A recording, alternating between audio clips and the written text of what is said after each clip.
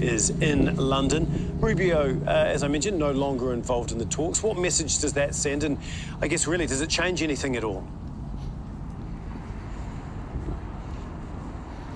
Well, not only does it signal a downgrading of these talks, but also of hopes as well. Hopes are the ones that have been downgraded to as to what can be seriously achieved at this meeting.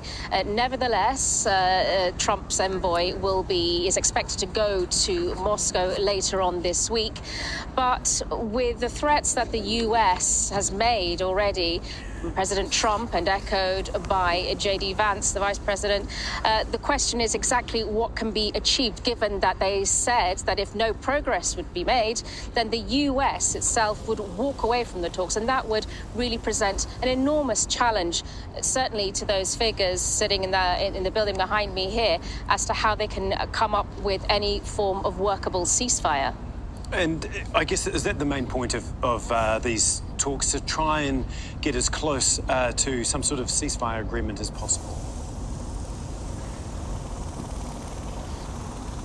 Well, that is indeed, and it's certainly something that has been pushed also by the Ukrainian President Zelensky, and also, but with that are the challenges. Now, we've heard also recently from the US that there has to be a ceding of territory, and for the Ukrainians, that is going to be an enormous thing for them to give up in this case. And there's also the sense that if the US does make good on its promise and pull away entirely, that is going to present an enormous challenge to the European parties that are involved in trying to bring about that ceasefire as well. It is not just about the armaments as well and the question of that support that has been given to Ukraine, but it's also intelligence sharing as well.